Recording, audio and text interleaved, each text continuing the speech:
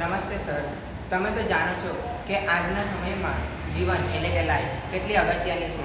તમે કશે પણ તમારું વ્હીકલ લઈને જતા હો અને ના સંજોગે કોઈકની ભૂલને કારણે તમારો એક્સિડન્ટ થઈ જાય અને તમે બેભાન થઈ જાઓ અને તમારા ફોનમાં પાસવર્ડ તો મૂક્યો જ હશે, મૂકેલો જ છે ને તમે પણ.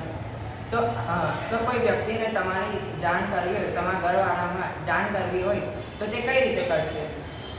તો આ સમસ્યાને જોઈને હું કેંખાવાલા જઈને ગામિત ખુશ અમે બંને લઈને આવ્યા છે The Life રક્ષક QR કોડ. QR કોડ શબ્દ આવતા તમારા મગજમાં શું વિચાર આવે છે? ઓનલાઈન પેમેન્ટ, બરાબર ને? QR કોડના માધ્યમ થકી એક ચાવાળો, દૂધવાળો, શાકભાજીવાળો, દવાની દુકાન, હોટલ, અમારી પાઠ્યપુસ્તકમાં પણ QR કોડનો આલેખ લેવામાં આવ્યો છે. કોઈ વિદ્યાર્થી આ QR કોડને સ્કેન કરીને તે પુસ્તક કે તે ચેપ્ટર વિશેની માહિતી મેળવી શકે છે, જેનાથી ભણવામાં પણ અમને વધારે ઉપયોગી થાય છે. આગળની માહિતી આપું એ પહેલાં આપણે એક એક્સરસાઇઝ કરીએ. જુઓ, આ ફોટામાં તમને શું દેખાય છે?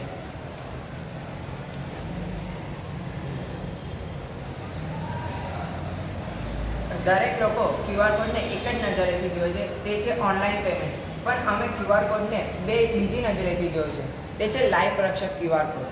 આગળની માહિતી આપું એ પહેલાં હું તમને લાઈફ રક્ષક QR કોડ વિશે થોડી માહિતી આપું.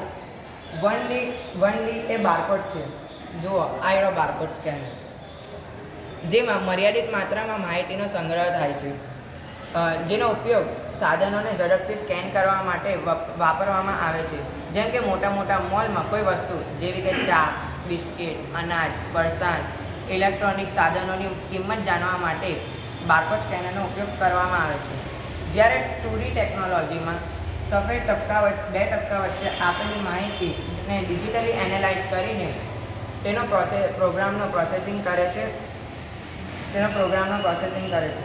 કાળા ટપકા અને સફેદ સ્ક્વેરની મદદથી બનેલી આ ડિઝાઇનને કેમેરા કે સ્માર્ટફોન ઝડપથી પ્રોસેસ કરી મશીન લેંગ્વેજને સામાન્ય માણસ વાંચી શકે તે ભાષામાં રૂપાંતરિત કરે છે. QR કોડ એ 2D બારકોડ સ્કેનર છે. આગળની માહિતી મારો પાર્ટનર કુશ આપશે. જાપાન એ સૌપ્રથમ QR કોડનો ઉપયોગ કરવાનું શરૂ કર્યું હતું. ભારતની કુલ વસ્તી 140 કરોડથી પણ વધારે છે. 231.94 million UPI QR code users છે. ભારતનો ક્રમ ચાઇના પછી QR કોડનો ઉપયોગમાં આવે છે. તો ફક્ત QR કોડને ઓનલાઈન પેમેન્ટમાં વાપરવા કરતાં તેને કંઈક આ રીતે ઉપયોગ કરીએ કે તેને નાના પ્રમાણમાં પ્રિન્ટઆઉટ કરાવીને મોબાઈલની પાછળ ચિપકાવીએ કે જ્યારે ઘટના બને ત્યારે તે ઘટનામાં જે વ્યક્તિ ત્યાં હાજર હોય તે વ્યક્તિ તેના મોબાઈલ વડે તેને સ્કેન કરીને તમે આપેલી અગત્યની માહિતીને સ્કેન કરીને તે ખોલી શકે. તેમાં તમારું નામ, બ્લડ ગ્રુપ, ઉંમર, તમારી વાઈફનો મોબાઈલ નંબર, તમારો મોબાઈલ નંબર, તમારા પુત્રનો મોબાઈલ નંબર, તમારા પુત્રનો મોબાઈલ નંબર વગેરે માહિતીઓ આપવામાં આવે છે. તે વ્યક્તિ તમારા પરિવારજનોને તે ઘટનાનો જાણ કરે છે અને તમારા પરિવારજનોને તે ઘટનાનો ખબર પડે છે. તેથી તેઓ તમારા મદદ માટે અચૂકપણે હાજર થઈ જાય છે. QR કોડના અનેક ફાયદાઓ છે. તેમાંથી થોડાક ફાયદા હું કહું છું. QR કોડથી પૈસાઓની આપ-લે થાય છે.